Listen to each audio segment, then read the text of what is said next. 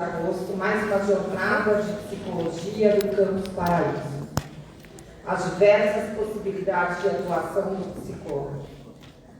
E nada disso seria possível de realizar se não fosse o apoio, o auxílio, o comprometimento da reitoria, senhora Sandra Niessa, da diretoria do Instituto de Ciências Humanas, da coordenação geral do curso de psicologia, professora Gislaine Gliossi e Leiliane Moreira, de todos os alunos da Comissão de Psicologia Paraíso, dos alunos que aqui se apresentarão e se apresentaram, mostrando a arte de tocar e cantar, dos monitores das atividades complementares, da auxiliar de coordenação do curso de psicologia, a Natália, ao nosso corpo docente, a chefia de campus, representada pela senhora Vânia, ao nosso pequeno e grande gigante que lá de cima comanda aqui esse auditório, ao pessoal, os funcionários da informática do Campus Paraíso,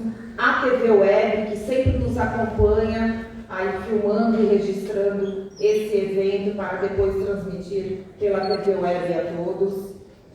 A todos os funcionários da Universidade Paulista, Campus Paraíso, que colaboram para que tudo fique perfeito. Gratidão a todos vocês que são muito importantes para nós. Vale aqui ressaltar que ontem, dia 27 de agosto, foi o dia do psicólogo. Parabéns a todos os psicólogos e aos futuros psicólogos que escolheram essa linda profissão.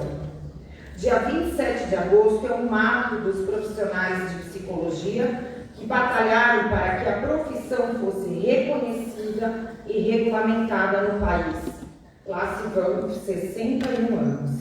Nos últimos anos, ainda jovem, né, gente? Nem tão velha assim. Nos últimos anos, a psicologia tem deixado de ser um tabu e vem ganhando visibilidade, se tornando cada vez mais importante para garantir a saúde mental da população. Essa data celebra o reconhecimento da profissão dos psicólogos, profissionais responsáveis por compreender o comportamento humano, seus processos mentais e emoções. Psicologia chegou no Brasil no início do século XX, trazida por profissionais que estudaram na Europa, nos Estados Unidos. Com isso, a primeira faculdade de psicologia no país foi fundada em 1932, a Universidade de São Paulo. Entretanto, a profissão só foi regulamentada no país em 27 de agosto de 1962, quando o então presidente João Goulart sancionou a Lei 4.119, por isso a escolha dessa data para a comemoração do Dia do Psicólogo. Desde então, a psicologia tem desempenhado um papel cada vez mais importante na sociedade brasileira, contribuindo para as políticas públicas e o avanço da ciência, com pesquisa e práticas em diversas áreas como psicologia social, clínica, organizacional, educacional, jurídica, esportiva, hospitalar, neurociências e entre outros. São diversos os autores que estudamos ao longo de nossa formação e alguns nos deixam algumas mensagens. Skinner disse uma vez: o comportamento é a chave para a psicologia. Jung, a tão célebre frase: conheça todas as teorias, domine todas as técnicas, mas ao tocar uma alma humana, seja apenas outra alma humana. Alfred Adler nos lembrou que a única pessoa normal que conhecemos é aquela que não conhecemos muito bem. William James refere: a maior descoberta de minha geração é que os seres humanos podem alterar suas vidas mudando suas atitudes mentais. Freud revela que a psicologia não é apenas a ciência da vida consciente, mas também a ciência da vida inconsciente. Já Vygotsky diz que através dos outros nos tornamos nós mesmos.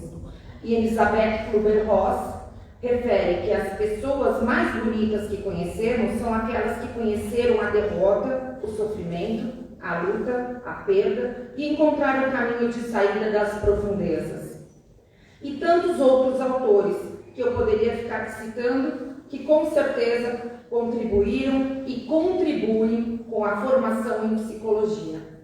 Apesar de ter sido ontem o dia do psicólogo, desejo um feliz dia do psicólogo para todos os profissionais da psicologia que desempenham um papel vital na sociedade. Quero que vocês se orgulhem da profissão que escolheram. Sigam posteriormente trabalhando para o crescimento da psicologia no país, com dedicação e compromisso em ajudar as pessoas a viverem de maneira mais saudável e satisfatória. Feliz Dia do Psicólogo. Viva a psicologia!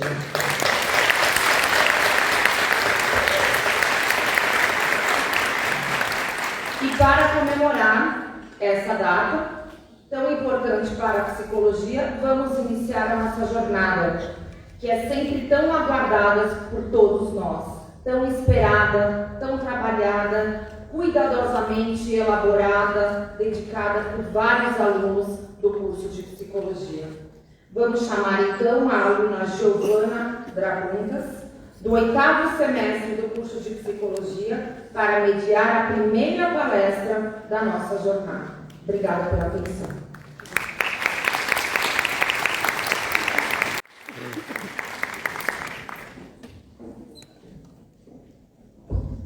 Bom dia a todos. É uma alegria muito grande estar aqui com vocês para mais uma jornada de psicologia.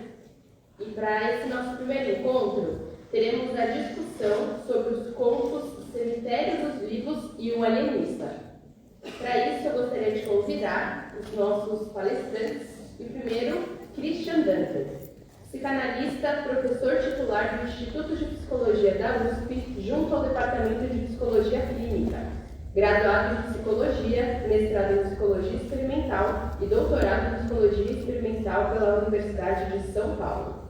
Obteve o título de livre docente em Psicologia Clínica em 2006. Atualmente analista membro de escola do Fórum de Educação de Maranhão.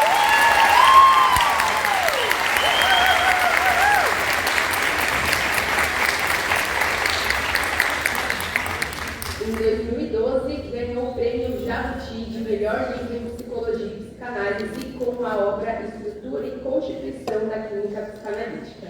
Seja bem-vindo, professor. Nosso próximo convidado é o Guilherme Lopes, formado em Psicologia pela Universidade Paulista, pós-graduado em Teoria Psicanalítica pela PUC de São Paulo.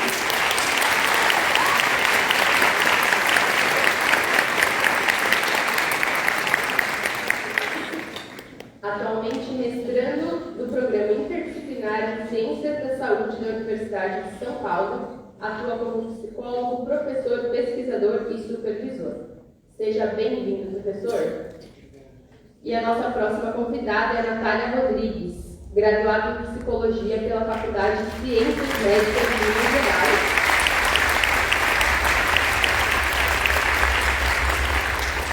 Especialista em Psicologia Clínica, com ênfase em Psicanálise Clínica pela PUC de Minas Gerais.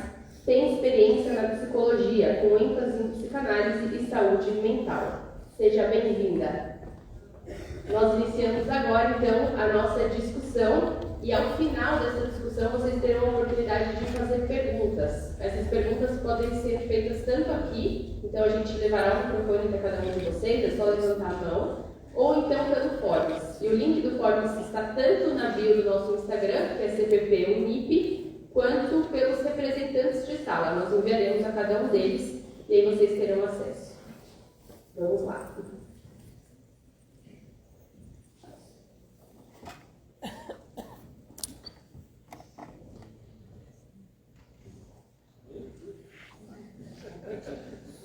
Então, gente, prazer estar com vocês. Um momento assim importante na psicologia do Brasil.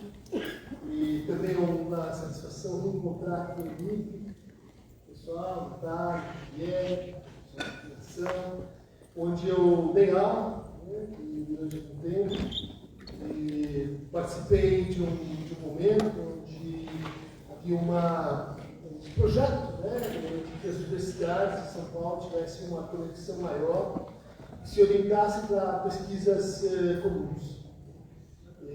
Infelizmente, esse projeto acabou, enfim, se modificando enquanto política pública, mas ele deixou marcas, né, que tornam hoje os pesquisadores da Unip, de outras universidades, né, ainda capazes de se apoiar em laços de amizade, de cooperação, de afinidade, né, como tem visto aqui hoje.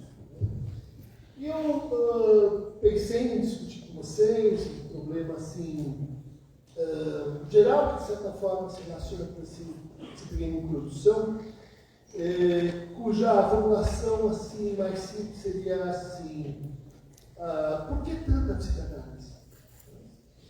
Por que o Brasil, de repente, um país que enfrenta dificuldades, né, do sistema de inclusão das pessoas da educação básica, isso foi alcançado muito recentemente, que tem ainda uma população universitária comparativamente menor que outros países da América Latina, nós temos uma certa dificuldade de investimento em pesquisa, porque encontra-nos tornando assim um país de alto consumo, mas também de alta produção, de alta pesquisa, um país, vamos dizer assim, respeitado, né, quando a gente fala em psicanálise.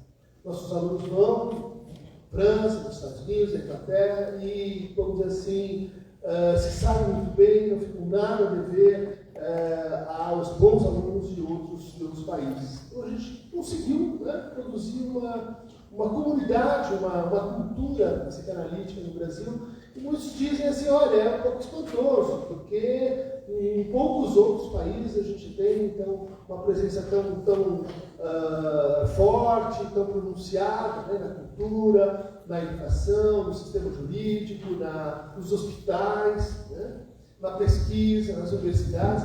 Como é que isso vai acontecer? Essa é a minha pergunta de fundo.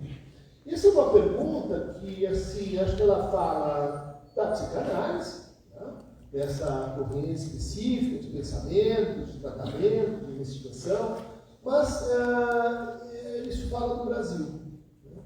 Tem um artigo que eu gosto muito, um artigo que tem sido bastante discutido, escrito por um chinês, né, que chama China as Methods. Né? E a história de um pesquisador que sai da China, vai para os Estados Unidos, chega nos Estados Unidos e começa a ler o que os americanos falavam sobre a China. Né? E daí ele olha para aquilo e fala: mas isso aqui não existe no meu país, isso aqui não é assim, isso aqui é uma coisa anacrônica, isso aqui é um recorte muito específico. Né? Ele ficou espantado com o que se falava sobre o país dele, né, nos Estados Unidos. E em vez de tentar corrigir, dizer: não, as coisas são diferentes e tal, isso tem esse erro metodológico, ele sacou que nesse engano havia um fragmento de verdade. Ou seja, se essas pesquisas todas não estão falando sobre a China, elas estão falando sobre quem? Sobre os americanos. Ele então inventou uma espécie de método de antropologia reversa, para dizer assim: quando a gente levando a sério, né, uma ideia psicanalítica, quando a gente fala sobre o outro, né, e quando a gente se apropria às vezes demais, né, sobre a experiência do outro, experiência antropológica, isso serve para a gente entender quem somos nós, né, de onde estamos falando, que perspectiva a gente está assumindo para construir esse outro. Então é um método, né, que se assemelharia ao método da heterologia. A heterologia foi uma perspectiva antropológica formulada pelo Georges Bataille, né, esse amigo do Lacan, e que pensava assim, olhar para uma cultura da seguinte maneira: em vez de pensar os grandes monumentos, em vez de pensar assim, os grandes feitos, em vez de olhar para aquilo que é visível, né, aquilo que é marcante, em vez de tomar em conta assim, a história que aquela cultura faz de si, vamos olhar para o que ela nega, vamos olhar para aquilo que ela põe nos subterrâneos, vamos olhar para o seu esgoto, vamos olhar para aquilo que é uma alteridade, né, um éteros em relação a essa cultura. Então, é um exercício um pouco nessa linha, quando eu convido vocês assim, vamos olhar para a psicanálise também como um sintoma do Brasil, né? Como algo que fala de como nós nos relacionamos com esses outros, né? Como nós reinventamos esses outros, como nós importamos ideias, né? Como nós recebemos práticas, né? E tendo ao fundo essa pergunta, né? Colocada pelo Roberto Schwartz, é uma pergunta que eu acho que a gente devia manter viva em todas as nossas perspectivas assim, psicológicas, né? Que é assim, seria a psicanálise uma ideia fora de lugar? Vamos dizer assim, um fragmento a mais da colonização europeia nas Américas, né? Um capítulo de importação de ideias que não fazem sentido para nós, né? Que seriam, vamos dizer assim, parte da maneira como nós fomos incorporando essa atitude de nos vermos a partir do outro, né? De nos entendermos a partir do outro. Nos entendemos a partir de um olhar que não seria assim o nosso. Então, é um exercício sobre a recepção de ideias, é um exercício sobre essa pergunta, né, que é a relação da psicanálise com a brasilidade. Por quê? Por que dessa pergunta hoje? Né? Porque muitos comentadores, inclusive Elizabeth Valdivia Escola, dizem assim, olha, está acontecendo uma coisa lá no Brasil, que a gente não sabe dizer exatamente o que é, né? Vejam quantas pessoas estão aqui, 8 da manhã, numa segunda-feira, a gente não sabe dizer exatamente o que é, se é uma perversão da psicanálise, se é uma popularização, se é uma renovação, se é uma democratização, se é uma regressão, né, corporativa. Mas o fato é que está acontecendo uma coisa. Né? O fato é de que a psicanálise está pensante, ela está criando novos quadros, está criando uma nova maneira também de se praticar, de se pensar e de colocar para si uma história, né? Contar como é que chegamos até aqui.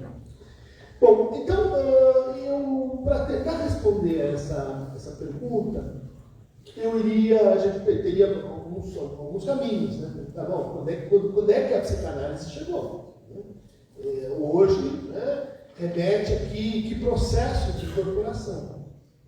E a primeira resposta para isso, ela é interessante porque ela é, assim, contraditória.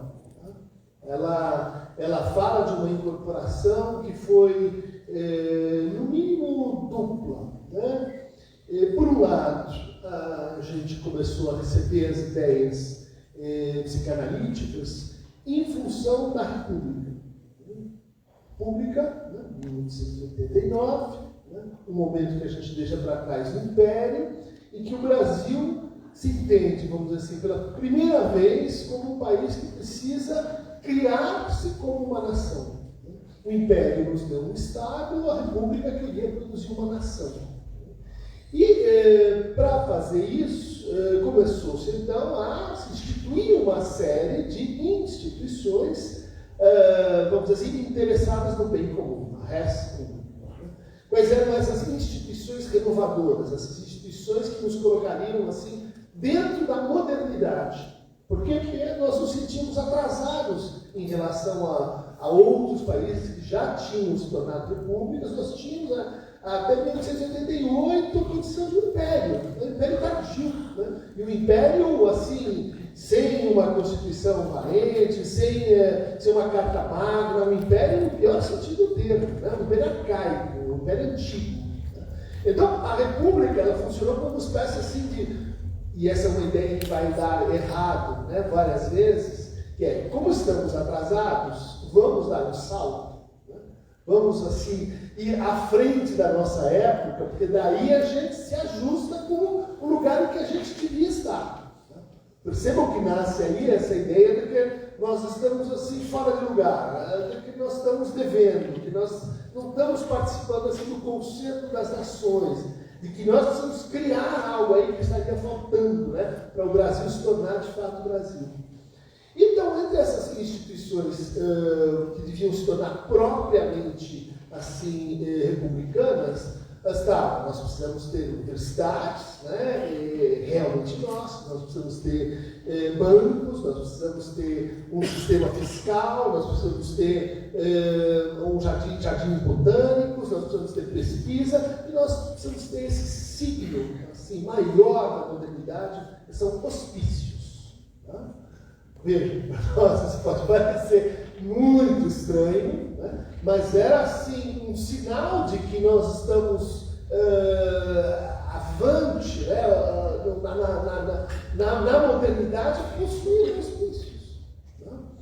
E essa história é muito curiosa, porque ela começa já no Império. Né? Vocês sabem que o Dom Pedro II era vamos chamar déspota esclarecido, alguém que se interessava muito pelas ciências, pelas artes, e ele era amigo de um pesquisador e cientista francês, que vocês devem já ter ouvido falar, que chamava-se Charcot. Se você vai à França, você pode, por exemplo, falar sobre psicanálise na Maison d'Amérique Latine, que era a casa do Charcot. Vejam só, né, a ligação da gente com o universo assim, psiquiátrico, psicológico. Né? Menos conhecido ainda é o fato de que quando a família real brasileira assim foge, né, quando começa a República, vários familiares embarcam, né, nos navios, inclusive um sujeito chamado Pedro Alcântara, que era um primo assim, do Dom Pedro II. E durante a viagem, o Dom Pedro Alcântara começa a sofrer umas ideias estranhas. Né? Ele achava que tudo que estava acontecendo ali, essa bagunça, essa coisa nova, era um golpe. Era um golpe, já ouviu falar dessa história? Era um golpe que estavam querendo tirar ele da condição de verdadeiro futuro imperador do Brasil. Ele achava que ele era o escolhido, que ele era o próximo imperador do Brasil. E, na verdade, ele estava lá na linha sucessória, sei lá, quarto, quinto. Né? E o Dom Pedro achou aquilo bem estranho, porque ele começou a ficar agitado durante a viagem, já estava difícil, sair do Brasil, perder tudo, e etc. E o sujeito enchendo a paciência, indo para conversa, fazendo discursos. E quando eles chegam a Portugal, o Dom Pedro diz: vou mandar ele para ser assim, analisado, né? Se fazer um diagnóstico do meu amigo Charcot em Paris. E assim acontece, Pedro Alcântara vai a Paris, encontra Charcot diz: eu estou muito ocupado, eu estou aqui com as minhas histéricas, é um problema assim, que demanda muito trabalho. Então, você aí, meu assistente, Sigmund Freud, dá uma olhada no Pedro Alcântara. E o Freud, de fato, fez uma anamnese, fez uma primeira visada e falou: olha, me parece que é um caso de psicose, me parece que é um caso de, enfim, um caso delirante. E isso precisa se ter uma ideia, vamos dizer assim, dos personagens e da época, né, que a gente se encontra. Mas voltemos então à formulação do primeiro hospício, do primeiro hospital, vamos dizer assim, para loucos, né? Que foi proposto pelo Dom Pedro em 1842, né? E foi inaugurado em 1851, portanto, durante o Império. Né? Mas havia uma coisa muito interessante, muito típica assim da brasilidade. Nós queríamos estar à altura da nossa época. Né? O que estava acontecendo em 1842, 1851, o que estava acontecendo na Europa, né? Em termos, vamos dizer assim, de revolução no tratamento da loucura. Vamos usar essa expressão assim genericamente, porque é a expressão ali corrente na época. Né? A gente tinha um corte, vamos dizer assim, epistemológico muito interessante, criado por um sujeito chamado Felipe Pinel. Pinel publica em 1801 um tratado médico-filosófico, né, das manias, relatando as experiências dele nas grandes instituições francesas de acolhimento dos loucos, né? Salpêtrière, Bicêtre e tal. E uma coisa muito interessante sobre o Pinel é que ele, no fundo, não entendia nada sobre loucos. Ele tinha feito medicina, ele era um jovem e não tinha nenhuma formação assim, qualificada para a tarefa, mas ele era partidário da Revolução Francesa. E por isso, quando vamos dizer assim, tiraram os nobres das posições chaves, né, ele foi escalado para, enfim, tomar conta disso aí. E tem uma coisa muito humilde, vamos dizer assim, nessa personagem, porque ele chega num parque com milhares de pessoas internadas, né, vocês lembram do Foucault, né, eram antigos leprosários, né, eram casas para tornar invisível, né, a pobreza, a miséria, a procura, o crime, tudo misturado. E em vez de, vamos dizer assim, vou trazer a normalidade para esse lugar, né, ele diz assim, eu não sei como eu vou fazer, o que eu tenho aqui para fazer? Eu tenho que organizar as pessoas. Eu não tenho a menor ideia de quem são essas pessoas. E aí ele percebe que vai num dos pavilhões e ele descobre que aquele pavilhão está todo mundo no lugar, come, dorme, cada um assim na sua. E ele se inquieta com aquilo e diz, mas por que isso está acontecendo? Né? E ele descobre que nesse lugar tinha um sargento do exército napoleão que tinha sido internado por alcoolismo e que, como ele era um sargento, o que ele sabia fazer era pôr ordem na casa, ele pôs ordem na casa. Então aqui, no meu pavilhão, as coisas funcionam, os outros não bagunçam. E o brilhantismo do Pinel consistiu em olhar para isso e dizer, como eu não sei nada sobre o que eu vou fazer, eu vou escutar os outros. Eu vou levar em conta o que eles estão fazendo. E a partir dessa posição assim, de inversão da relação de poder e tal, ele é pintado como aquele que libertou a loucura, né, dos grilhões. O que ele fez, basicamente?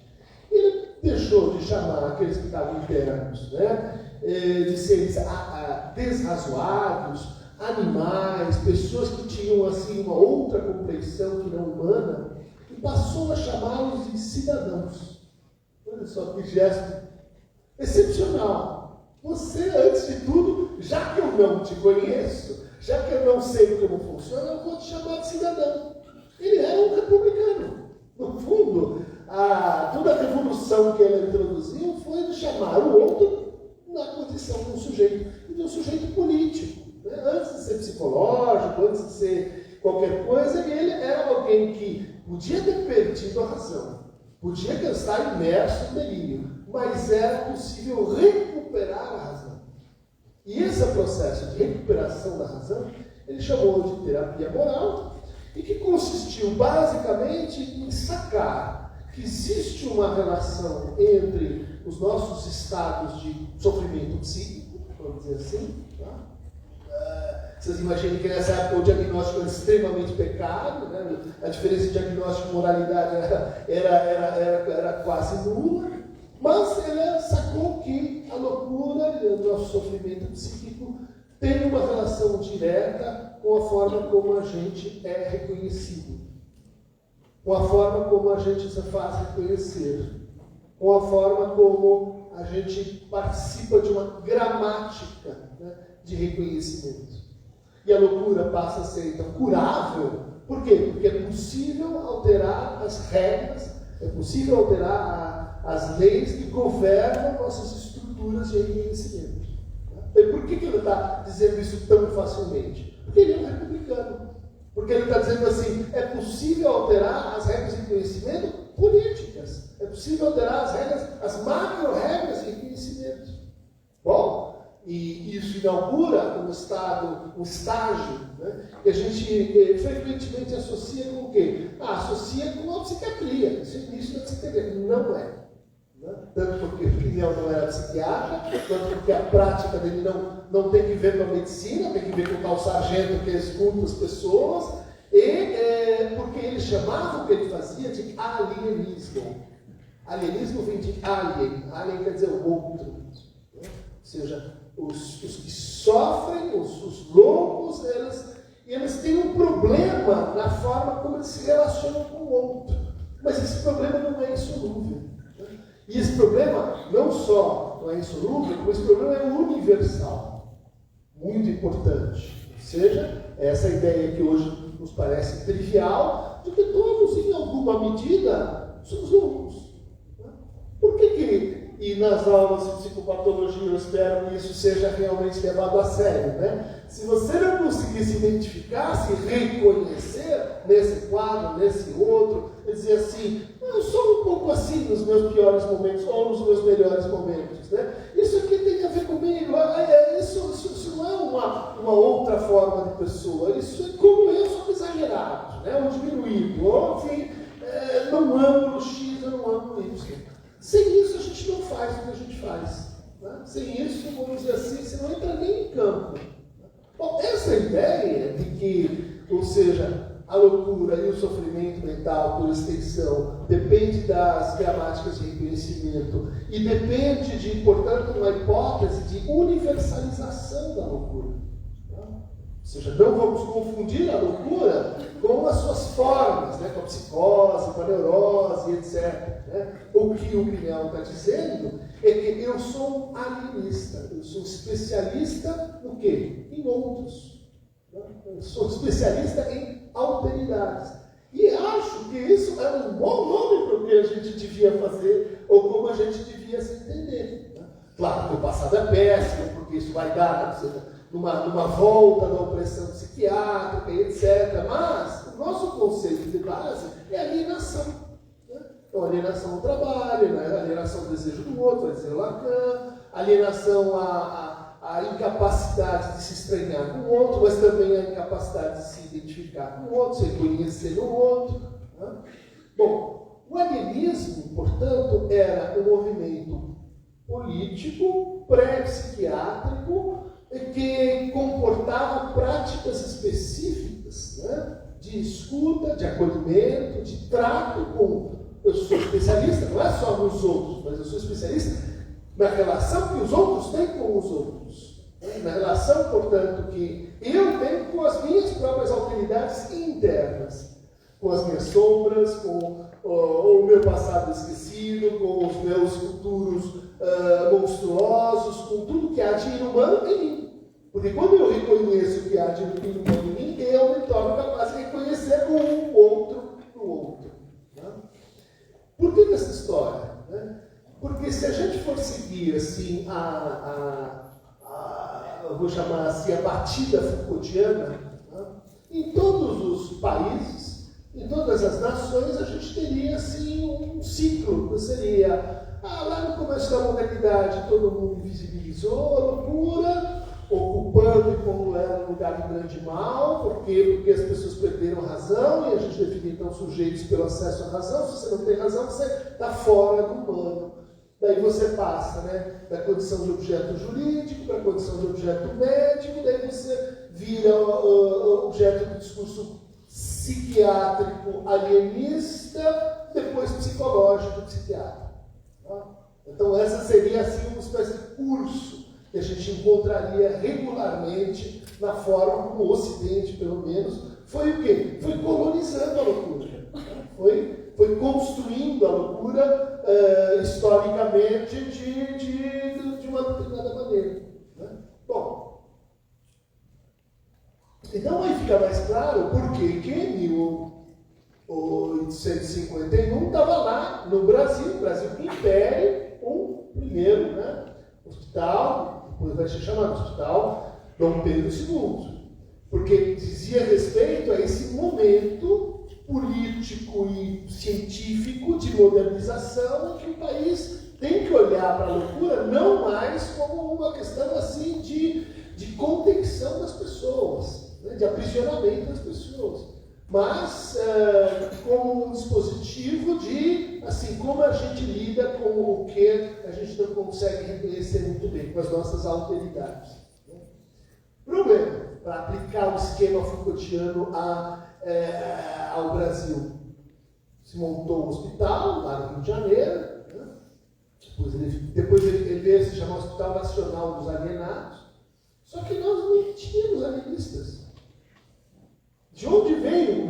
Onde estava o nosso Pinel? Onde estava o nosso Poisson? Onde estavam as pessoas que lidavam desse jeito com a loucura? Zero. Não tínhamos. Os nossos primeiros médicos psiquiatras vão aparecer ali no final do século XIX. Ou seja, nós inventamos uma instalação, uma arquitetura, um lugar, né? E dentro desse lugar, quem é que fazia o trabalho, né, da lida com aquelas pessoas? Eram continuadores, né, das pessoas formadas nas santas casas, né, nas ordens religiosas, ou seja, que entendiam a loucura como uma questão de déficit de fé, né, déficit de, enfim, a adesão a uma determinada comunidade. Isso vamos dizer assim, tem um alto impacto para tudo que se seguirá, e eu estou argumentando já, assim, indiretamente, que a entrada da psicanálise tem que ver com isso. Tem que ver com um capítulo que a gente não teve. A gente não teve o capítulo do alienismo. E esse capítulo é fundamental, porque vocês estão vendo, ele acontece na passagem, né, justamente do mundo imperial, né, do mundo dos aristocratas, do mundo, vamos dizer assim, republicano, para o universo da república. Né? E isso, quer dizer, introduz uma perspectiva de base, né, nas nossas relações com os nossos outros, né, com os outros que compõem a nação. Vamos pensar, né, os outros do ponto de vista de raça, os outros do ponto de vista de classe, os outros do ponto de vista de etnia, os outros do ponto de vista de gênero, ou seja, tudo isso, né, foi abordado sem uma racionalidade, né, interna, que a gente pudesse chamar assim, de onde estão os nossos alienistas. Né? Tudo teria sido diferente com eles. Né? Talvez se a gente tivesse um outro Brasil, se alguém tivesse dizer, naquele momento, dizendo assim, olha, mas peraí, você não deve desqualificar alguém pela raça que essa pessoa pertence. Por quê? Argumento do Pinel, somos todos cidadãos. Tem uma aspiração de universalidade. Não, nós não tivemos esse negócio. Bom, aí chegamos no que a gente vai discutir mais especificamente hoje. Se a gente não teve, mas se a gente for olhar fora da medicina, a gente vai encontrar, justamente em 1881, um conto obrigatório para nós, Machado de Assis, chamado O Alienista. Não é o médico psiquiatra, não é o médico de almas, é o alienista. Ou seja, o Machado, ele percebeu exatamente o que estava acontecendo, né? E inventou, né, o Simão Bacamarte, que lá em Itaguaí fica colocando todo mundo para dentro do hospício, e é um texto, é um conto, se vocês lerem, é um conto sobre política. Né? Então os deputados querem uma coisa, daí o Brasil vai se renovar, ele está fazendo isso, mas é para o bem das pessoas. Né? É para que a gente tenha assim, uma coisa pura, ele interna todo mundo. E no final desinterna todo mundo, só sobra ele. Né? Só eu que estava. Eu era o único louco nessa história. Veja, a moral é machadiana, né? Irônica e etc. Mas, como dizem os críticos literários, o Machado de Assis é um mestre na periferia. Ele está vendo uma coisa, né, no nosso ponto de vista, que de lá era mais difícil. Né? Ou seja, que tem um problema interno ao alienismo. Né? Tem um problema, vamos dizer assim, entre quem a gente diz que é nós e quem a gente diz que é eles. E que não basta dizer assim, olha, nós vamos criar uma espécie de universal para resolver esse problema. Porque esse problema evolui na história da psiquiatria para Morel, para Esquirol, para Ittar, para todos aqueles que a gente conhece, né, como os criadores a Natália estuda com vocês os criadores do hospitalocentrismo, os criadores do silenciamento da loucura, que vai dar no Holocausto de Barbacena, que vai dar, enfim, na luta antimanicomial. Quer dizer, tudo isso não é obra do Pinel, isso é obra dos discípulos do Pinel. Isso é obra daqueles que vieram depois do alienismo. Bom, fecha parênteses. Então a gente tem Machado, que é o nosso alienista. Ele não é um clínico, mas ele ensina a gente como lidar com ele. E como cuidado com o outro da nossa posição assim, meio periférica. Bom, mas tentando adiantar um pouco as questões. A psicanálise ela chega numa dupla entrada no Brasil. Primeiro, com os psiquiatras como Júnior Moreira, né? O Franco da Rocha, né? Que liam os alemães, né? Que liam não só o Freud, né? Mas também a escola suíça, mais tarde Jung, Bloy, né?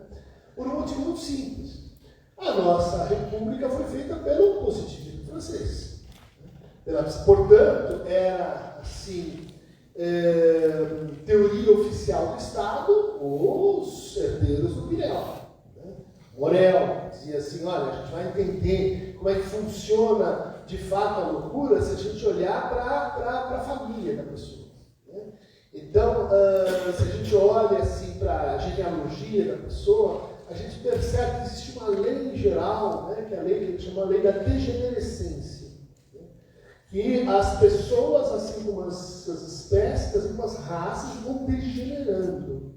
Então, no final, quando você tem uma pessoa histérica, ou psicótica, ou paranoica, isso é efeito, não assim das condições individuais daquela pessoa, não, aquilo é um efeito darwinismo aplicado à teoria social, né? É efeito do grupo, de onde ela vem. Judeu, tá bom, então está tudo explicado. Eu tenho um antepassado que bebia, então está tudo explicado. Né? Isso, o que é? É um herdeiro, né? Já é um discípulo de segunda geração do Pinel. Bom, então os psiquiatras brasileiros olhavam para isso e diziam, não, isso aí não vai dar. Porque isso aí é, primeiro, muito pouco republicano. E segundo, isso, vamos dizer assim, significa girar a nossa colonização, inicialmente portuguesa, para uma colonização francesa. Então, trocar 6 por meia dúzia, não, o que nós queremos, olha só a mania brasileira, nós queremos o novo do novo. Não basta só ser novo, nós queremos a última palavra. Lembra a teoria do jump, do salto? Nós queremos o que melhor está sendo feito hoje lá nas Europas. E o que era a tendência da moda assim, na Europa em 1914, né? 1910, e cada vez mais ousada? Psicanálise. Então, isso começar a entrar como uma teoria que ela era simultaneamente, né, clínica, né, permitir você acompanhar os pacientes, e social, porque rebatia a ideia dos franceses, né, de que a teoria da doença, a teoria da loucura, é uma teoria no fundo moral, né, uma teoria de que culpava as famílias. E tinha gente no Brasil que defendia que era partidário desse tipo de pensamento clínico. Né? Como Nina Rodrigues, que escreveu vários trabalhos sobre a paranoia do negro. Né? O negro é uma paranoia específica. É assim. Por quê? Porque as doenças mentais são raças específicas. Ela estava com os franceses. Né? Júnior Moreira, que era negro, falou, não, isso aí não vai dar. Nós queremos outra coisa. Então, para combater a teoria da racialização dentro da psiquiatria, eu vou lá buscar na Europa uma teoria, vamos dizer assim, universalista, onde a raça não conta como determinação de processos patológicos. Freud. Bom, isso então deu uma entrada na conversa. Né? A outra entrada na conversa da psicanálise veio dos modernistas, né? Principalmente os modernistas paulistas, que olhavam para o Brasil e diziam, nós precisamos fazer uma nação aqui. Como é que nós vamos fazer a nação? Não vamos negar que isso aqui é uma colônia. Nós vamos inventar um dispositivo de devorar o outro. Esse dispositivo de devoramento do outro, ele é nosso, porque ele está nos nossos indígenas. Ele chama antropofagia. Então, vamos ler lá o Manifesto Antropofágico, né? E o Oswald de Andrade cita a psicanálise 3 vezes. Tá? Contra a psicologia, que ele chamava contra a psicologia acadêmica, Freud. O que é a psicologia acadêmica para o Oswald? Esse texto é de 23, então, 28. Né? É essa psicologia francesa. O Mário de Andrade escreve em 22, 23, aquele que poderia ser assim, o romance modelo do modernismo, chama-se Amar, Verbo Transitivo. Ele escreve para o crítico e diz assim: como é que eu inventei o Amar, Verbo Transitivo? Que é a história de um adolescente que passa por uma educação semissexual com a sua professora de alemão. Bom, lendo os 3 ensaios com a teoria da sexualidade do Freud. Ele pegou lá, capítulo 1, daí ele escreve um capítulo conexo com o primeiro capítulo dos 3 ensaios. Capítulo 2, capítulo 3, capítulo 4. É a história, vamos dizer assim, sexual de um adolescente brasileiro, às voltas com um processo que a professora de alemão, que é simultaneamente de cognitivo, né, de aprendizagem e afetivo. Né? Eles se apaixonam, etc. Depois vocês vão dizer assim: não, mas peraí, a psicanálise está ficando muito mainstream, 1940, né? Está muito na moda, vamos mudar para outra coisa. Né? A gente vê discussões contemporâneas, você diz, mas isso já estava lá no começo do começo.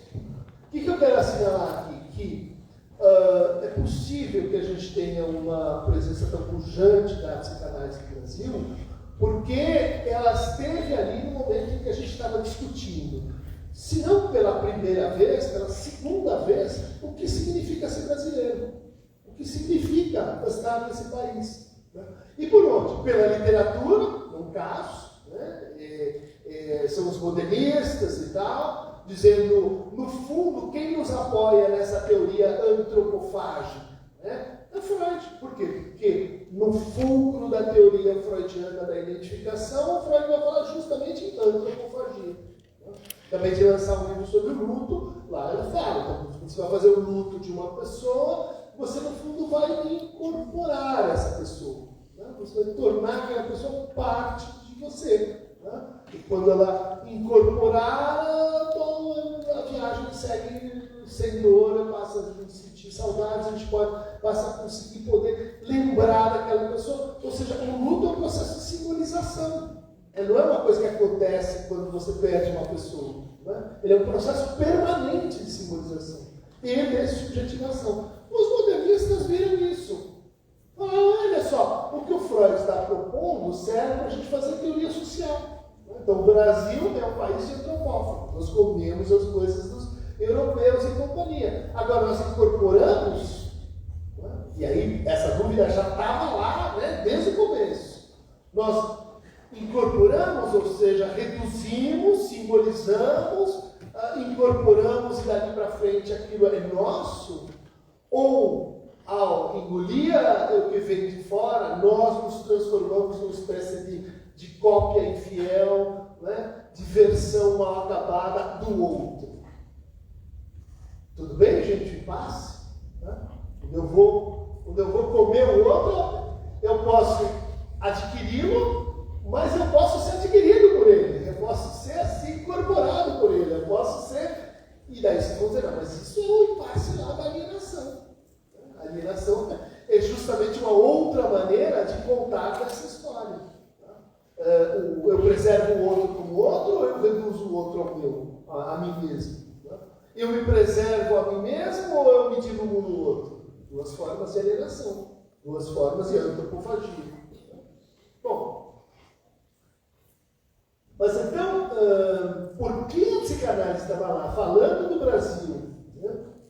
E depois vai aparecer no Gilberto Freire, vai aparecer no Antônio Cândido, vai aparecer em todo mundo da geração que vai de 20 ao pós-guerra, vamos dizer assim, ou a Segunda Guerra Mundial, discutir Brasil vinha junto com o incorporado, uma ideia, né? Então, a psicanálise naquela época não era exatamente Freud, Jung, Adler, a psicanálise tinha um interesse todo especial no que hoje a gente esqueceu, que são as neuroses atuais, né? Então, os médicos que se informavam pela psicanálise estavam muito preocupados com a vida sexual dos seus pacientes. Né?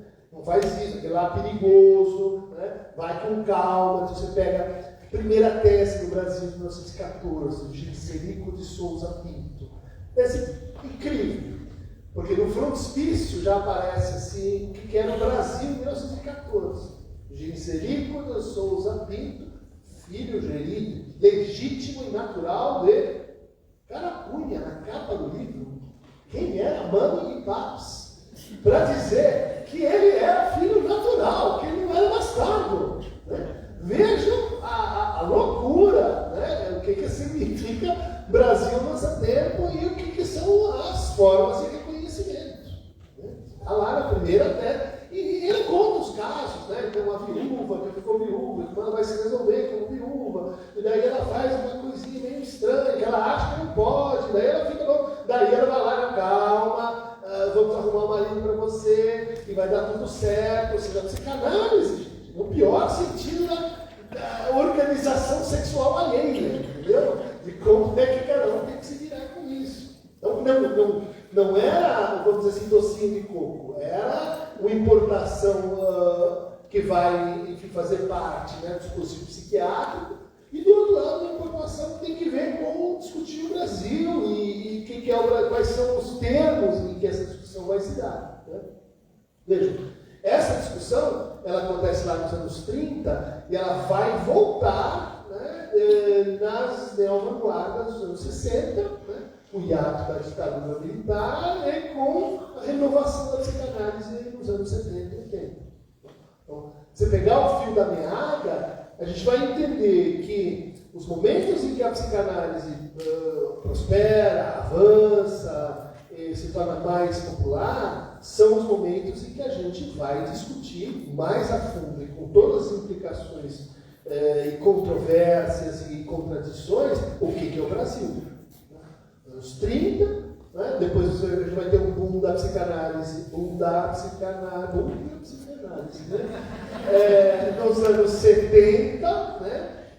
Onde se torna então, obrigatório para as classes médias fazer análise, né? Porque isso introduz assim que você é uma família moderna, você entende que uma família tem contradições, tem conflitos, e que você entende que para ser assim, uma pessoa, você tem que ter uma personalidade sensível, não basta ter poder, dinheiro e mandar. Você precisa ser uma pessoa capaz de reconhecer os outros de uma maneira diferente e reconhecer a si mesmo de uma maneira diferente. Ou seja, você tem vamos dizer assim, a saída da psicanálise ela começa com uma coisa vanguarda, né? Uma coisa para meio louco pirado, assim, gente outsider, daí, ou insiders, psiquiatras, né? Daí ela volta como ela se torna uma coisa da elite, né? da sociedade propriamente dita, né? Onde os psicanalistas eram convidados a cobrar mais e mais e mais e ostentar um estilo de vida. E isso tinha que ver com a ideia de que você faz análise e cresce na vida, você fica rico. Né? Bom, e depois o acesso às classes médias. Né? E aí que a gente entra, porque esse acesso às classes médias acontece no momento em que justamente o Brasil ele se torna uma potência numérica, vamos chamar assim, em psicologia. Sabe como isso aconteceu? Nós estamos em plena ditadura militar, né? O nosso ministro da Educação, Jarbas Passarinho, ele tem uma avaliação que é a seguinte: nós precisamos conter o crescimento dos subversivos. Tá? Quem são os subversivos? Em geral, eles são jovens, né? E eles vêm de famílias não estruturadas. Famílias não são assim, ok, sabe? A mãe, papai, filho. E eles consomem algumas substâncias que a gente não gosta também, que fazem mal para a pessoa. Então, nós precisamos cortar o mal pela raiz. Onde estão esses jovens? O tipo eles vão fazer filosofia, história, ciências sociais, letras, né? Eles vão fazer esse tipo de coisa. Esse é o perigo que a gente precisa ficar atento. Né? Ali é o mínimo, ali é o problema. Então, ele com um pensamento assim, brilhante, né? Diz, vamos começar a fechar essas coisas. Né? Não autoriza a abertura e fecha as que puder. Né? E quando der, pede os professores e manda para fora, né? Manda para cima. Resultado, ele está fazendo isso no momento em que existe uma forte pressão social para aumentar botar as pessoas nas universidades, para criar uma expansão da classe média. Né? E daí ela tem essa ideia incrível. Ele diz assim, nós não precisamos dessas teorias, é muita teoria. Esse negócio de filosofia, né, antropologia, isso é muita coisa. O Brasil precisa de algo prático. Né? O Brasil precisa de algo assim técnico. O Brasil precisa de algo que combata os subversivos. Né? Seja uma atividade assim prática. Né? O que pode ser isso? Psicologia. Tá? O Brasil se torna o 4º país em número de psicólogos. E na década de 80 haviam mais psicólogos fazendo teses sobre psicanálise fora do Brasil do que agrônomos, do que químicos, do que físicos. Desculpa, gente, mas nós descendemos de uma operação praga. Sabe? Praga. Espalha esse negócio, porque isso vai assim acalmar as pessoas. Né? Isso vai criar uma psicologia que põe as pessoas de novo assim normais, adaptadas, nos seus lugares. Né? E quanto mais psicologia, melhor. Né? Mal sabiam eles, porque essa política começa a ser percebida pelas pessoas que estão fazendo psicologia, dizendo, agora é que vocês vão ver, né? Agora é que vão. Então, eu concordo, começa a surgir um tipo de... que a ideia era assim, e isso, vocês têm certas teorias que vão ser usadas de são as principais do mundo, e as principais do mundo vão ser usadas no Brasil. Né? Isso, gente, criou essa anomalia. Tá? Isso está na raiz da anomalia. Então, hoje, vem gente mal intencionada, tudo bem, que os piores argumentos se você ficar só na Argentina, na França e no Brasil. Né? Por que é uma praga no Brasil? Por causa da política de Estado, né? Que foi feita para normalizar o país naquele momento em que, bom, veja só, a gente estava discutindo o que é Brasil. Discutindo o mal e o bem. Inclusive, né, eu tive aula de estudos de problemas brasileiros na universidade. Por quê? Porque é importante discutir o Brasil. Eu tive aula de organização social e política do país, na escola, o SPV. Por quê? Porque é importante discutir o Brasil. Discutir, quer dizer, saber certas coisas. Né? Uma certa versão do que é o país. Tudo bem? Então, tenho claro isso, que no momento em que essa questão ferve, a gente ferve juntos. Né? Para entender o que aconteceu mais recentemente também. Começa a falar sobre o que é Brasil, bom, polarização, etc. A psicanálise cresceu muito nesse período. Bom, mas vamos entrar no que interessa. Porque isso é a versão que aí vamos dizer assim, tá bom, você fica falando de alteridade, mas você só fala dos modernistas paulistas. Né? Você só fala de 22, você só fala do teatro municipal, você é um identitarista paulista. A história que você conta é São Paulo na cabeça. E São Palmeiras, mas enfim, São Paulo na cabeça. Então, para dar uma mitigada nessa conversa, eu queria convidar vocês a passar pela história de um outro escritor, carioca, né, chamado Lima Barreto. Né? E tem vários elementos muito interessantes no Lima Barreto para esse contexto que a gente está discutindo. A começar porque ele nasce antes da República. Ele nasce em 1881. E ele é neto de escravos, né? Ele é negro, ele compõe um grupo muito pouco estudado no Brasil, muito pouco assim reconhecido no Brasil, e que ele mesmo, ao qual ele mesmo dava o nome de remediados. Eu ouvi falar assim, você é pobre, eu sou remediado. Né? Eu me viro, né? Eu estou sobrevivendo, consigo pagar as contas. Né? Remediado, claro, é uma palavra muito antiga. Né? Mas vamos lá prestar atenção à palavra. Remediado. Remédio. Né? O que significava isso? Né? Na sua origem, é aquela pessoa que consegue pagar remédios. Se você vai nos livros de contas, né, das grandes fazendas cafeeiras, no interior de São Paulo, também no Rio de Janeiro, e ver o que eles gastavam, né, remédio estava no segundo, terceiro lugar. Imagina o que era a condição de salubridade, né, de doença no Brasil naquela época.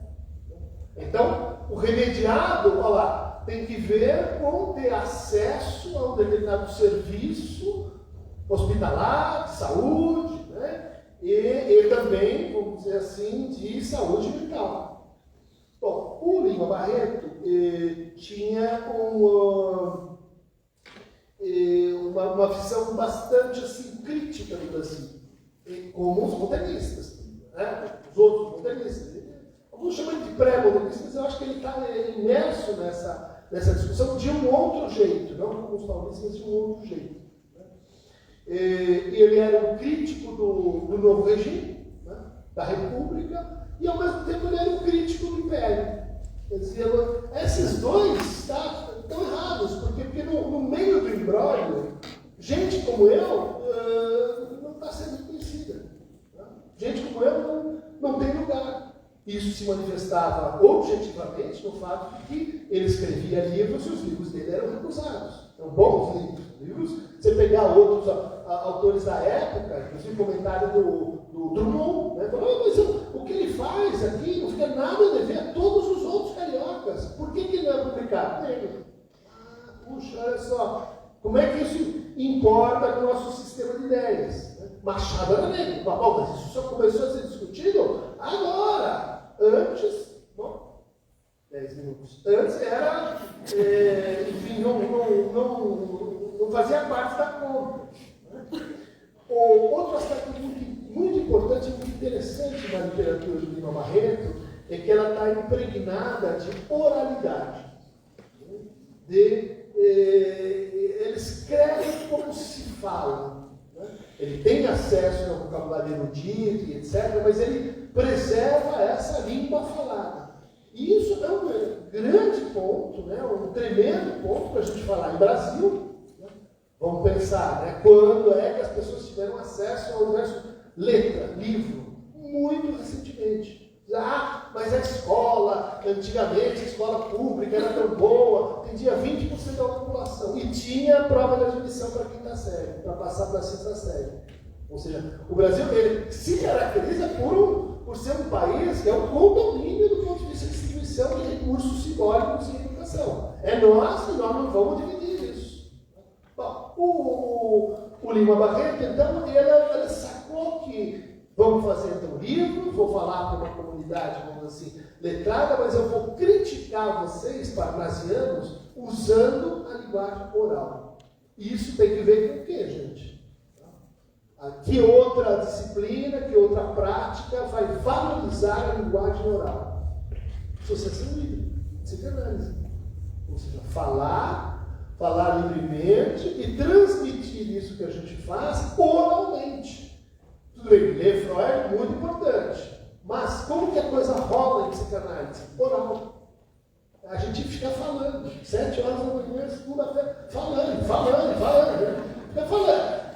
Tem gente que diz, vocês não publicam muito. Né? De fato, a gente começa, com os autores de psicanálise, começam a publicar muito recentemente. Por quê? O Brasil é de cultura oral. Tá? Isso tem que ver com o melhor e com o pior da recepção da psicanálise. E o Lima Barreto ele tinha um fantasma, tinha um medo, né? Que era de se tornar louco como o pai. O pai termina internado, vamos falar, aquele mesmo que a gente já falou, Hospital Nacional dos Alienados, e a vida toda ele luta com essa ideia de que eu vou repetir meu pai, eu vou fazer como ele fez, eu me aborrecia, minha casa era tão triste, meu pai delirava, ele estava cheio de dívidas, bebia desbragadamente, a ponto de ficar completamente bêbado às 9 ou 10 horas da noite. Bom, isso vai, assim, criando aquela que o Freud chamava de neurose de destino. Né? O Lacan vai dizer, por isso que a psicanálise tem um pé assim com a estrutura formal das tragédias, em que você sabe aquilo que você acha que é o pior que pode acontecer na sua vida? Aquilo que é o tudo menos isso, né? Aquele que olha, agora eu vou acertar porque eu descobri muito bem que meus pais erraram a minha educação, mas ao contrário vai dar certo. Não vai dar certo, porque toda vez que a gente lida com tudo menos isso, de uma forma, vamos dizer assim, brutal, disciplinar, então a gente briga com isso, isso se realiza por outras vias. Quanto mais a gente foge, mais a gente se encontra com isso. E o Lima Barreto tinha uma intuição clara desse negócio. Ele dizia, eu tenho muito medo de eu ficar louco com meu pai, e justamente eu estou ficando. Eu tenho muito medo de ficar louco, mas eu continuo bebendo. E ele, então, em 1914, passa por uma internação no tal hospital do qual a gente falou. E fruto dessa internação, um conto chamado A Nova Califórnia, ou Como um Homem Chegou. É um conto bem estranho. É um conto em que uma pessoa chega numa delegacia de polícia e tem uma ironia nisso, porque ele diz assim, os policiais não faziam nada há semanas, há meses, me avisa quando terminar. Os policiais estão ali brincando, caçando moscas e tal, aí chega um caso. E o que é o caso? É o caso de um louco. Vocês têm uma ideia, que a loucura, em 1914, mesmo ano da primeira tese dos canais no Brasil, é primariamente um assunto de polícia, não é um assunto de médico. E ele é internado, e esse conto é uma espécie assim, é uma espécie de elaboração do que aconteceu com ele. É um conto que uma pessoa está presa dentro de uma espécie de um automóvel e que precisa ser levada para a Amazônia. E daí a pessoa não chega nunca na Amazônia e a pessoa morre provavelmente dentro dessa cofre, dessa prisão móvel e a viagem nunca termina. Vai sendo adiada, e isso dá a ideia de um conto surrealista. Porque termina sem que a gente saiba exatamente o que aconteceu. Bom, quem é que vai fazer uma viagem até a Amazônia para dizer o que é o Brasil? A Curaíma, a Rio Andrade. O Lima Barreto é uma outra versão, só que está dizendo assim, tem um outro Brasil. Tem o Brasil do Macunaíma e tem o Brasil dos loucos, encarcerados, silenciados, tornados invisíveis, e que a gente vai levando de um lugar para o outro como se fosse uma coisa. Já viram uma política como essa? Aqui as pessoas estão na rua, consumindo crack, que a gente tem que fazer, tira elas daí, põe elas no lugar, torna isso invisível. A mesma política. Aí ele lá, denunciando, ironizando, falando do que é essa experiência para ele. E em 1921, ele publica, não publica, na verdade, ele está escrevendo o que seria a sua última obra, que é Cemitério dos Vivos. Cemitério dos Vivos. Que é um livro baseado no que ele chama de observações interessantíssimas sobre a vida dele no hospital. Ele fica 2 anos internado, depois sai e morre. Interessantíssimo, porque prefácio interessantíssimo é o marco inicial do modernismo paulista, feito pelo Mário. Ele diz, eu tenho essas observações interessantíssimas. Elas são sobre o quê? Sobre a loucura. E ela diz, nada contra ficar internado, aqui é tudo assim, relativamente razoável, mas é muita polícia, é muita violência, é muita pancada, é muita falta de reconhecimento.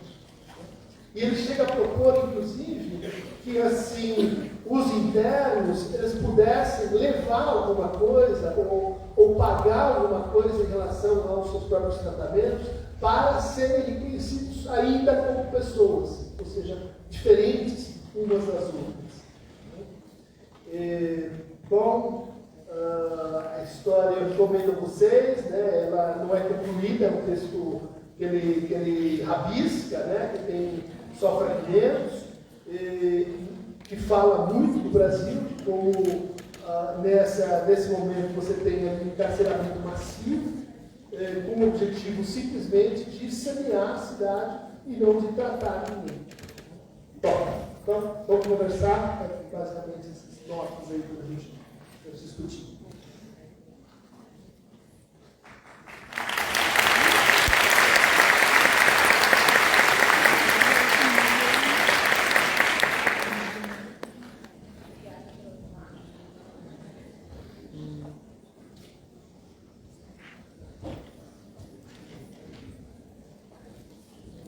algumas considerações. Eu acho importante, né, a gente trazer o contexto brasileiro e histórico da psicanálise para a gente dizer de um lugar nosso. E pensando nas coisas que o Christian trouxe, né, eu acho importante a gente trazer uma noção muito única da psicanálise, né, como a ética do laço social. E que aqui no Brasil tem algo da gente se reconhecer no outro, mas também ser estrangeiro desse outro. Né? Quando a gente fala de brasilidade, a gente sempre fala do plural, a gente não fala da brasilidade, são diferentes brasilidades em cada canto do país e também com quem está próximo de nós. O Brasil da universidade é diferente do Brasil ali das periferias, ali do SUS, né? Então, o que a gente está dizendo? A gente pode conversar sobre todas essas outras prioridades que estão também fora do nosso cotidiano, né? Que vez ou outra a gente vai esbarrar. Principalmente na nossa profissão, na psicologia, que a gente dá de cara muito com a miséria humana, né? Com aquilo que a gente não consegue dizer, de uma angústia que muitas vezes é compartilhada, mas também é individual. Então, quando a gente fala de laço social, a gente está falando de autoridade, de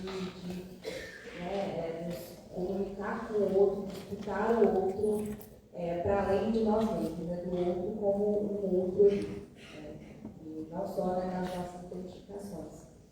E a gente vem vendo, né, assim, que isso aqui no Brasil está, acho que, cada vez mais difícil da gente sustentar uma autoridade, sustentar a diferença do outro.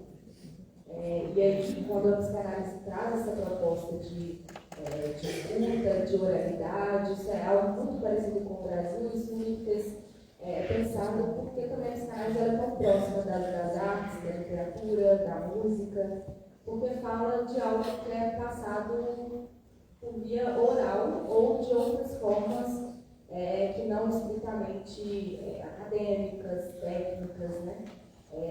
Só que enquanto o Cristian estava falando, para além da literatura, a gente tem João de Amado, a gente tem Machado de Assis, o Barreto, que diz muito sobre o que é o Brasil, se pela via da literatura, pela via da de contos, né? Contar algo. E isso diz muito do que a gente é. E aí, pensando também na música, né? Assim, naquela época também, na década de 70, a gente tinha Belchior, já falamos de psicanálise, a gente tinha Secos e Molhados trazendo uma pegada também psicanalítica de escuta, tanto que eles têm uma música que chama Fala, né? Eu acho que é a proposta de uma escuta psicanalítica. Então, a psicanálise sempre conversou, né, com outras formas de dizer do mundo, de dizer do sujeito, de dizer do outro por essas outras vias, que não seja tão pragmático, tão racionalizado. Né? Então, acho que esse ponto aí do laço social entra muito por essa via, de escutar o outro para além para além do que a gente está acostumado, né? De outras vias, outras formas, entender o outro como o outro, né? Assim, a gente também entra também na ética do desejo, que é o ponto.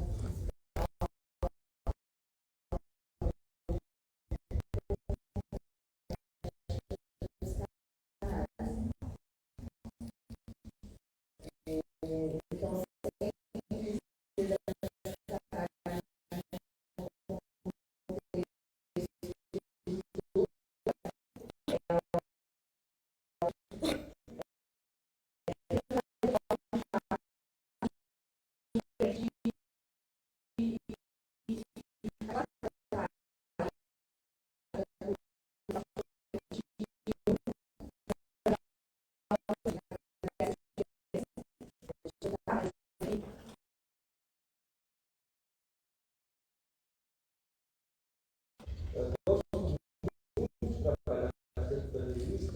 na prática do controle psicológico do exame.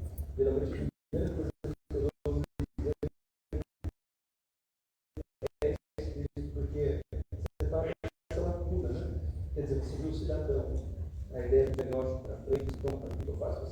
tem sofrimento, e a gente pede perspectiva, às vezes, é uma pessoa, né? Não, né? E eu acho que o Machado ele faz isso muito bem, né? Eu queria que você comentasse, eu acho que talvez em algum momento isso vai surgir, né? Porque durante a tua fala você falou do nosso sentimento de saúde.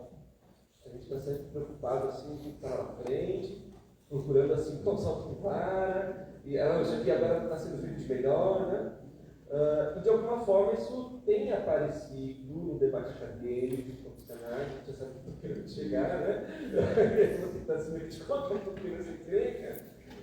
De que assim, não, a verdade ela está toda, né? Assim, a gente tem então umas críticas a Freud, que é mesmo a gente já fez várias vezes, né? Não, essa não é mais a melhor prática, e aí que gosta de música, não é a melhor evidência, né? Enfim, porque lá a gestão fazendo outra coisa, né? Como se a gente fizesse em outros lugares, não tivesse sentido. Né? Então, essa lógica de salto talvez ainda funde, né, na nossa sociedade, onde a gente ainda trabalhar pelos condomínios, né? Porque se tem uma coisa que eu acho que eu gosto de colocar a vocês, para as minhas novas, é a necessidade também da interdisciplinaridade, né?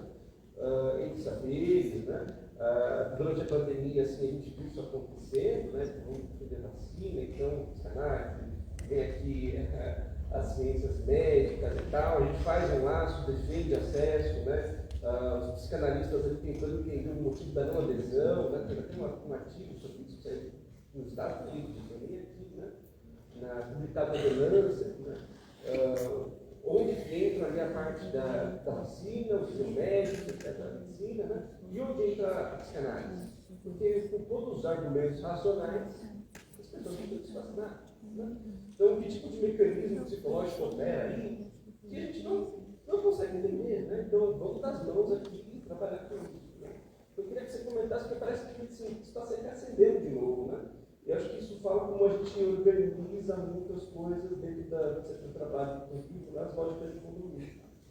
Então, se essa pergunta não aparecer, a gente coloca uma pulguinha atrás da orelha. Obrigado, gente.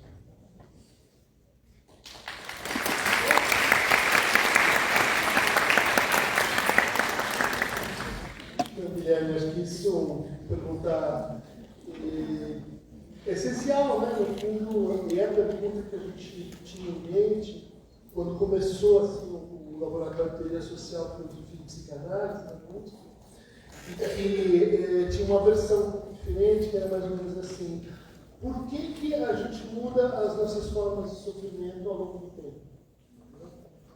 E por que a nossa racionalidade, a racionalidade diagnóstica, ela é tão desmemoriada?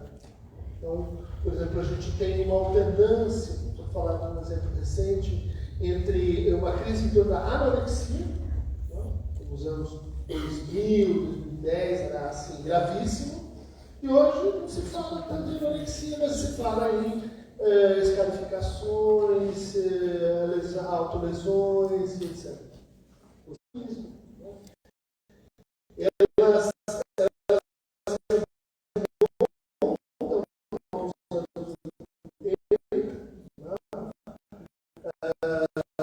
CRIOS, Whale, Amazon, enfim, um grupo de pesquisadores em história, principalmente, história e epistemologia, se você incluir o Grunbaum, que publicou seu livro em 1984, e que tem como, vamos dizer assim, contexto a chegada dos novos antidepressivos, a nova versão do DSM, a aparição das neurociências, e a ideia de que, bom, essas pesquisas, elas vão apontar uma espécie assim, de déficit da psicanálise em relação aos seus esforços de autojustificação, teóricos e clínicos. E é verdade. Né? Por que esse déficit acontecia? Porque, de certa forma, a psicanálise reinava hegemônica. Né? Os psicanalistas abandonavam as universidades, eles diziam: nós não precisamos justificar em termos diagnósticos, nós não precisamos fazer pesquisa de eficácia, nós não precisamos fazer análise crítica da nossa história, dos conceitos, enfim. Havia uma atitude triunfalista. A psicanálise era a psicanálise e as psicodinâmicas eram, vamos dizer assim, o status quo. Né? Ou seja, essas críticas postas em contexto, elas são interessantes. Mas o que está acontecendo é que 40 anos depois, a psicanálise mudou, essas críticas envelheceram, a gente voltou, vamos dizer assim, ao cenário de discussão mundial, já citou esse editorial do Deleuze, e há vamos dizer assim, um esgotamento dessa ideia de que, a forma prevalente de sofrer são as depressões, a ansiedade, e para elas você tem uma hipótese de que isso é um transtorno de déficit de serotonina ou de dopamina, e que você pode compensar isso com uma substância química que você vai tomar cronicamente. Ou seja, esse modelo, ele deu errado. Ele deu muito errado. A hipótese serotoninérgica se mostrou falsa, não é de falta de evidência, é de evidência negativa. Tá? Os antidepressivos funcionam 40% menos do que funcionavam na década de 80. Se aprovou vamos dizer assim, mesmo nível, dependendo do antidepressivo que se toma, de eficácia para placebo. As neurociências mostraram achados incríveis que não se traduziram em práticas de tratamento, e os níveis de suicídio, aumento de transtornos mentais em grandes cidades não param de crescer, e você diz, caramba, como é que você vai enfrentar isso? Vai para o banco de reservas, escala o mosquito, e daí ela tenta resolver, porque nós fomos chamados de volta, né, para a conversa por causa disso. Quer dizer que a psicanálise é uma nova faraceia? Não. Ela é só, vamos dizer assim, ela está num momento de influxo, né? Precisa ser compreendido historicamente para a gente pagar as dívidas também. Produzir um modelo de formação mais inclusivo, produzir críticas mais produtivas do ponto de vista assim, do que é o diagnóstico, o que é a intervenção, debater mais, justificar mais o que a gente faz, né? Encontros com psicólogos, por exemplo. Né? É um momento de renovação, não é só o momento da volta do mesmo, né? A volta do mesmo modificado. Nós vamos ouvir vocês.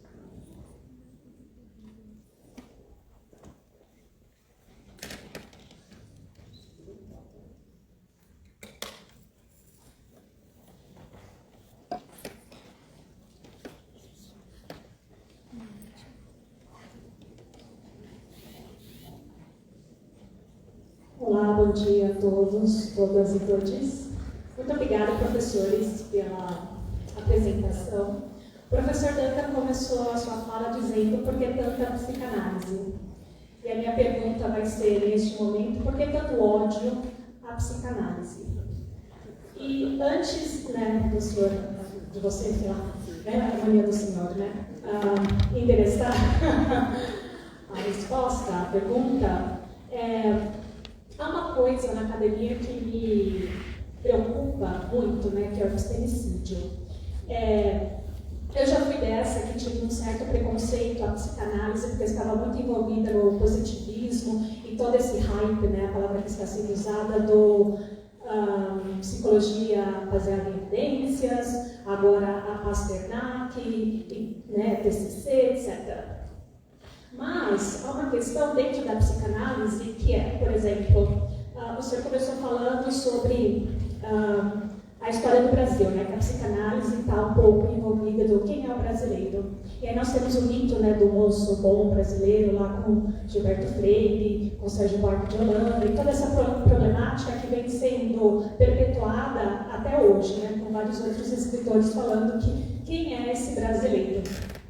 E aí, quando eu penso em psicanálise, eu penso da falta de um olhar racializado dentro da psicanálise, né? E voltando ao epistemicídio. Quando você olha para a academia, isso é uma questão muito minha, tá? Cadê o professor negro? Cadê os professores, né? Dentro dessa perspectiva. Então, há uma pouca produção pensando nessas coisas, né? Então, eu fui pesquisar Eugênia Batista, o Neuza Santos, ou tantos outros, mas é muito pouco, ou extremamente pouco, perante o que deveria ser feito, né? Então, é sempre esse olhar egocentrado. Por exemplo, né, nós tivemos o exemplo do filósofo Kant, mas o cara era extremamente racista, né? Então eu vou usar o Kant para legitimar a psicanálise. Eu vou acabar aqui porque são muitas questões, mas se o senhor puder abordar um pouquinho, porque eu tenho muita dificuldade em separar as pessoas. Separe o ser da obra. Eu, sinceramente, não consigo. Para mim, Monteiro Lobato está no lixo. Desculpa, gente, não dá. Não dá. Mas bem, já a minha revolta acaba por aqui. Muito obrigada.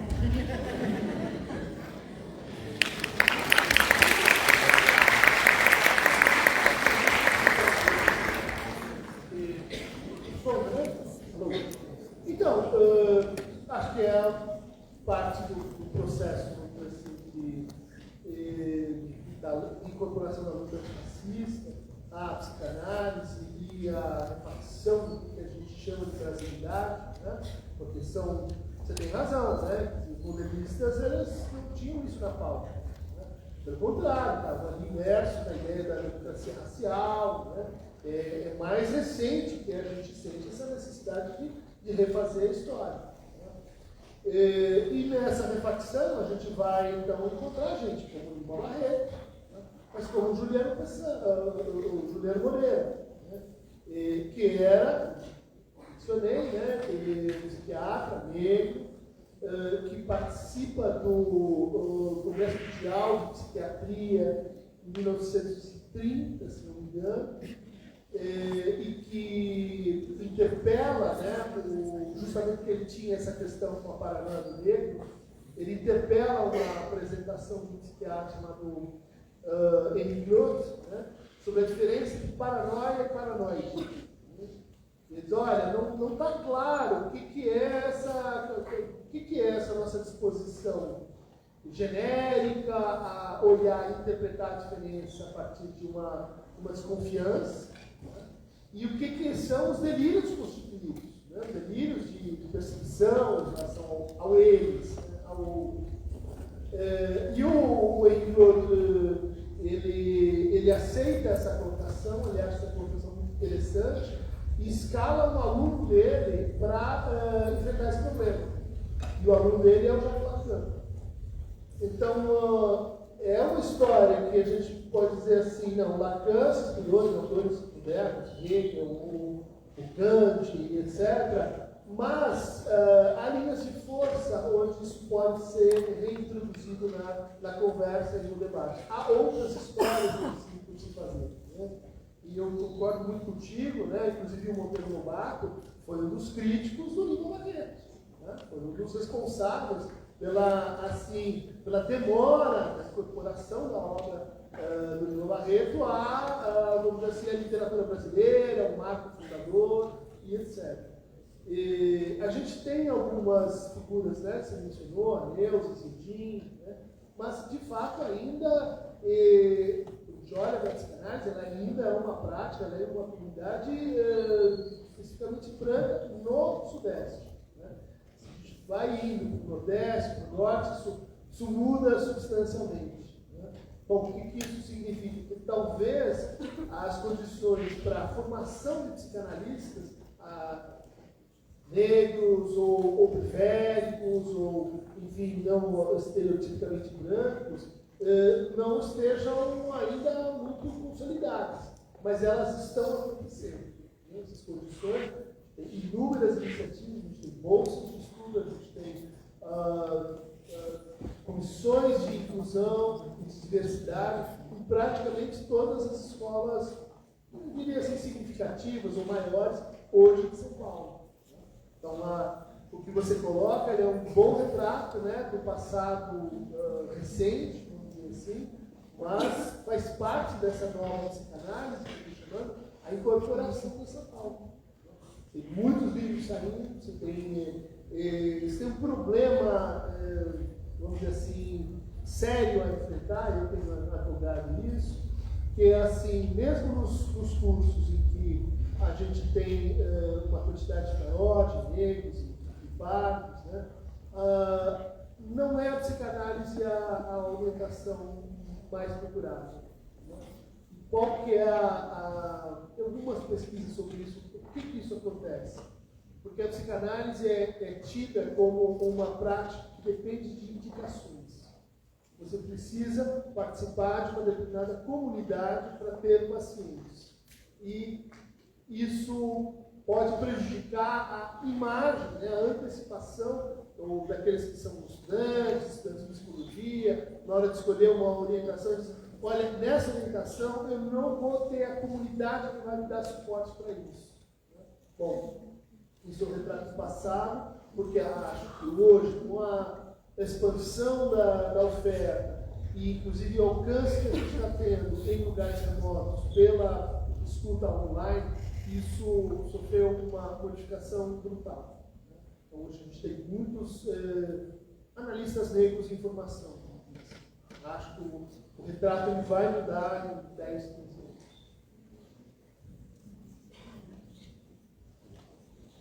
Bom, inicialmente agradecer a palestra do professor Dunker, brilhante contextualização histórica e política do surgimento e do crescimento da psicanálise aqui no Brasil. E minha questão vem disso de ver a psicanálise como uma certa resistência ao estabelecimento cultural e acadêmico que estava estabelecido na época lá do positivismo francês. Seguindo do que o professor Guilherme disse, como que poderia ser dito que a ascensão da psicanálise nos dias de hoje ela pode ser relacionada ao sofrimento que vem aparecendo provido do crescimento da desigualdade econômica e social do sistema que vivemos? E se sim, como que a psicanálise pode se comportar diante do sistema capitalista de estado tardio que estamos inseridos?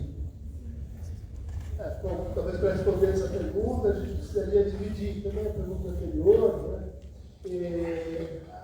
A psicanálise não é tão homogênea assim. Né? A gente tem muitas psicanálises e o Brasil é um lugar muito fértil para isso. Né? Acho que você tem avanços, porque você tem assim, contradições brutais nas perspectivas dentro da psicanálise. Né? Então, seria mais justo, mais rigoroso a gente falar, né? Como o meu amigo lá Ian Parker aqui, luta de classe dentro da psicanálise. Você tem orientações distintas, tem proposições completamente antagônicas, quer dizer, é um ambiente que não é pacífico, ele é tenso, né? Do ponto de vista teórico, do ponto de vista de modelo de informação, etc. Mas a psicanálise tem formado o pensamento crítico, o pensamento de resistência, já há muito tempo, e ainda mais com vamos dizer, essas tendências contemporâneas, né? Com Lacan, quantos autores, né? Com Didier, com Badiou, com Judith Butler, o feminismo, estão atravessados pelo debate com a psicanálise. Então, se há uma luta anticapitalista, se há estratégias de resistência em curso, hoje a psicanálise, junto com a antropologia, são talvez as duas fontes mais inspiradoras. Né? E você pega lá o Mark Fisher, você pega o Graeber, você pega um monte de gente dizendo, olha, é um tipo de prática, claro, está imersa no nosso momento, não é indiferente à mais-valia, mas ela oferece, né, pelas suas condições de realização, uma resistência. Uma resistência. O capitalista, vamos dizer assim, que incorpora, né, a subjetividade neoliberal, ele, vamos dizer assim, é refratário a psicanálise. Ele não vai conseguir entender, né, não vai conseguir se servir muito bem. E isso, para muitos, é uma prática de resistência.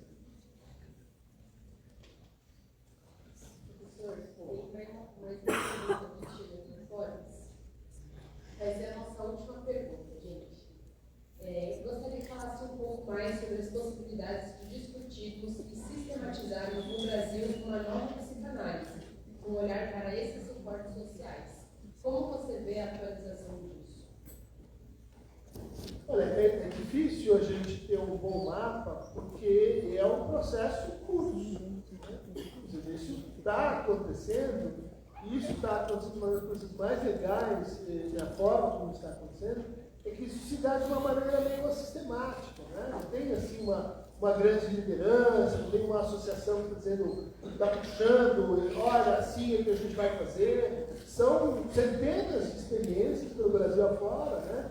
De clínicas populares, de clínicas abertas, de clínicas como a da Praça Roosevelt, de renovações dentro das associações de psicanálise, de psicanálise massivamente oferecida online. A gente não sabe os efeitos disso, né? Então, em lugares de difícil acesso, remotos, onde as pessoas tinham dificuldade imensa de formação, hoje tem lá os seus grupos de estudo, de trabalho e de análise. Por exemplo, a gente mesmo lá na USP dá subsídio para uma intervenção para a formação de psicanalistas em Moçambique. Moçambique, segundo pior país em IDH.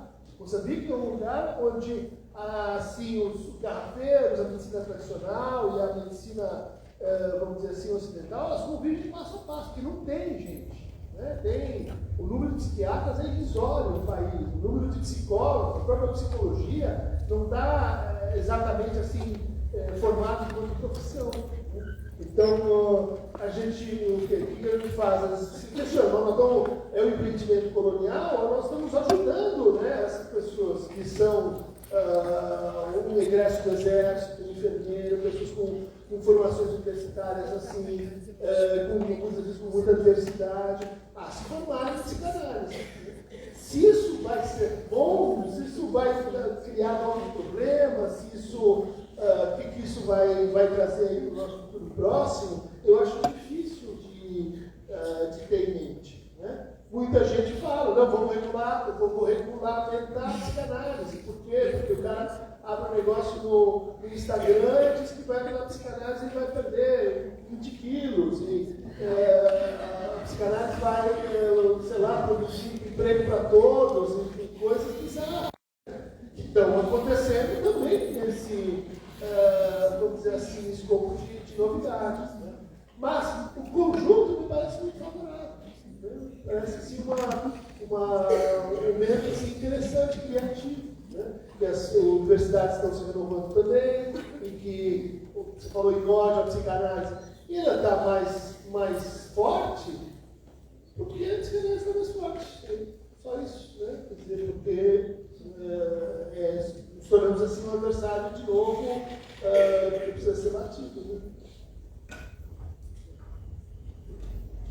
Primeiramente, quero agradecer ao professor Christian Danker pela brilhante palestra, como sempre muito esclarecedora, né, de uma forma muito tranquila da gente ter toda essa compreensão. Em alguns momentos eu voltei lá para a época da minha faculdade, que eu vi que a gente se fez mesmo lá em 1989.